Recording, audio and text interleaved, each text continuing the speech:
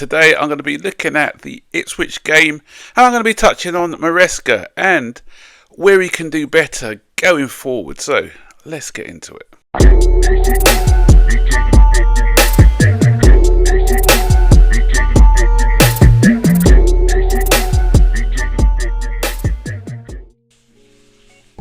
So this is the morning after the day before, and again, still not happy about the way the result went yesterday.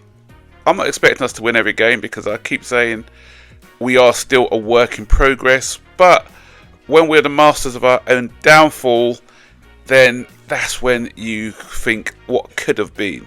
And that's the problem with us at the moment. Where if we had just been beaten by the better side, then yeah, but because of mistakes are always going to creep in. But I want to focus on Maresca today, as we look forward to the game against Ipswich Town, and how he can do better to prevent a result like this from happening again. Because if we have another poor result against Ipswich, then it starts to rut. Confidence starts to drop a bit. And it's how we pull out of that. Because you look at Tottenham last year, they were top of the table coming up to Christmas. We beat them 4-1, I think, and that was the start of a poor run for them. And in the end, they didn't manage to finish top 4. If you look at us under Tuchel, I remember going into Christmas, we were 4 points on top of the table.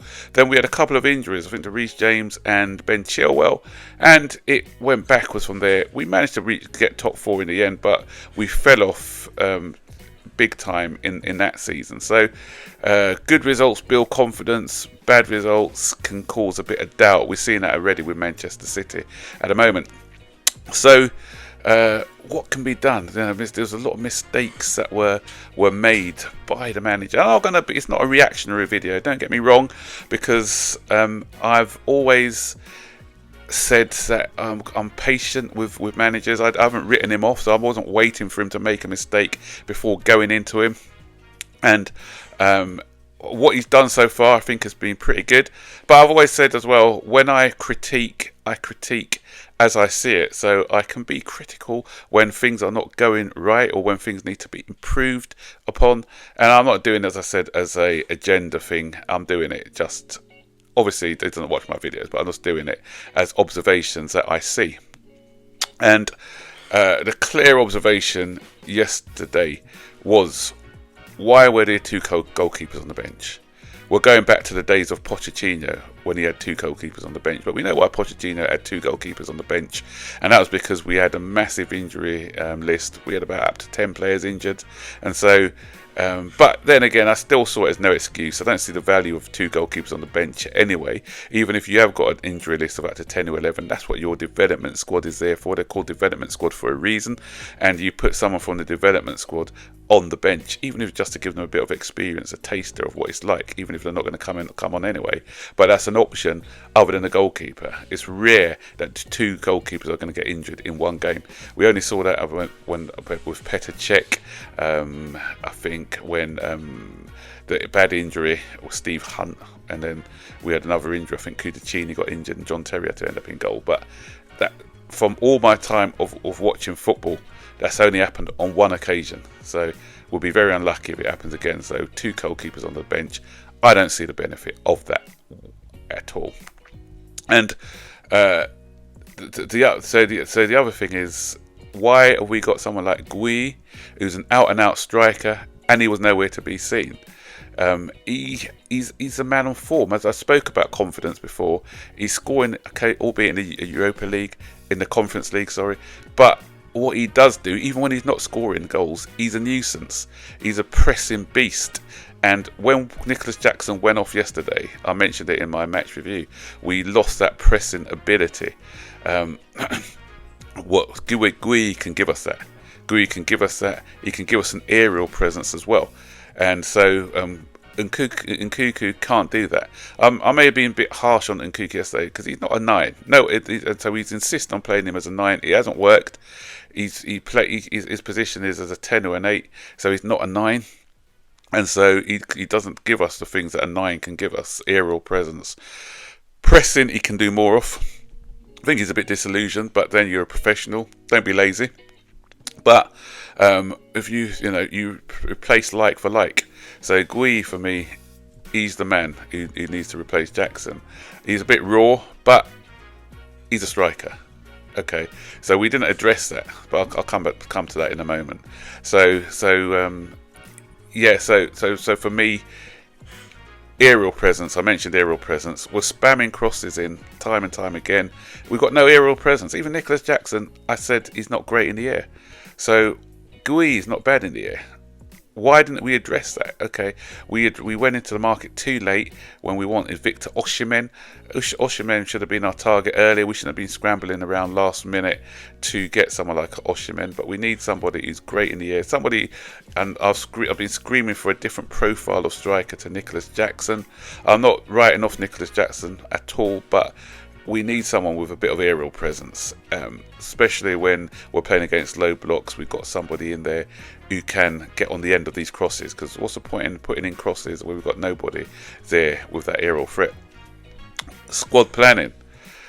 Mentioned that already. Again, I'll mention it again, where we've got all these 10s and no 6s. That's poor squad planning.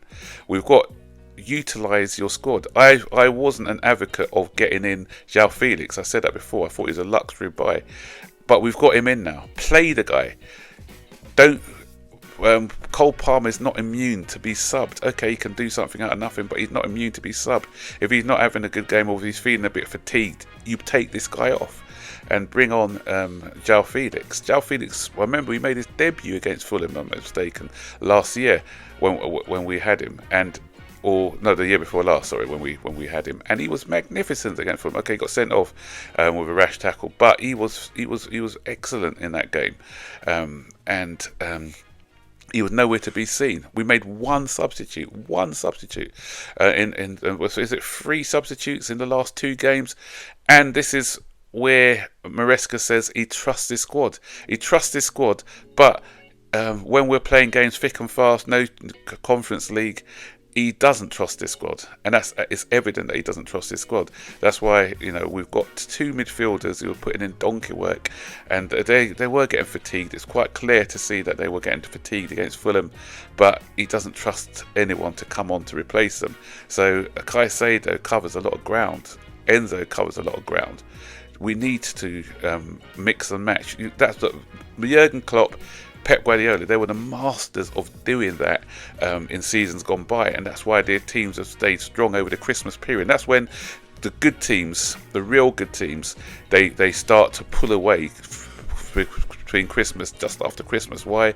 Because when the games are coming thick and fast, that separates the men from the boys, and that's why Arsenal, I think, always falter, because their squad isn't that deep, so they're going to be playing the same sort of players, and they fall away. They've fallen away a couple of Christmases as well, similar to what we're doing now. So we got to be able to utilise our squad. We've got a big squad, use it, but there's an imbalance in that squad, and I've been saying that for a while. And we've got Achampong. It's quite clear that Malo Gusto was poor yesterday. And what message does it send to Achampong as well? Because you brought in this guy Achampong, and you said, look, I've got a pathway for you.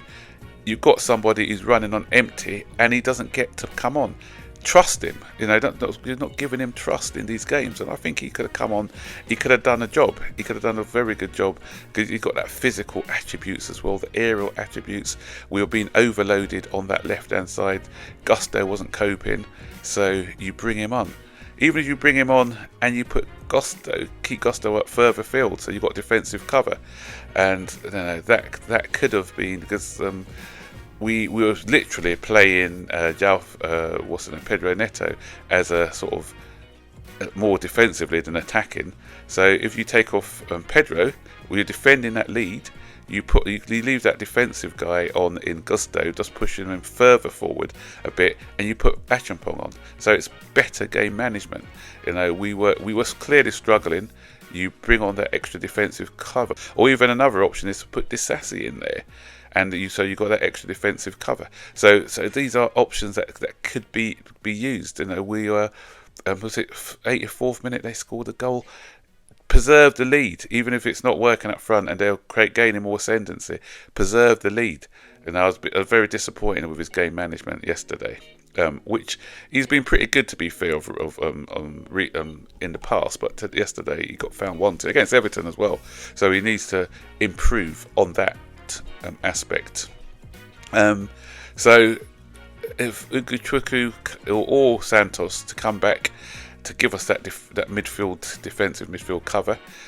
Quite clear, don't trust Dubes at all as well. I don't think he was on the bench neither, or was it? I can't remember. I think, it was, for me, the most baffling thing was having the two goalkeepers on the bench. So anyway, these are the things that we need to improve going into the game against Ipswich if we're going to be serious of getting top 4, because the gap to top 4 could be closing as well. Newcastle are on a bit of a run at the minute, so top 5 may get us into the Champions League.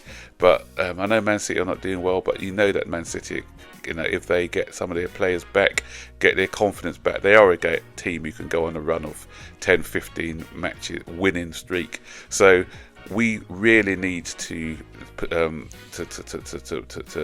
make sure that we've got our top 4 spots cemented, and by doing that we need to sort of start to win games again.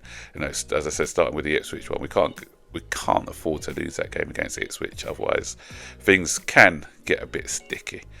So guys, what do you think? And any more observations, any things that I've missed, stick it in the comment section below. And don't forget, as always, like, subscribe, turn on post notifications to be notified every time I make a new video. So take care, bye bye.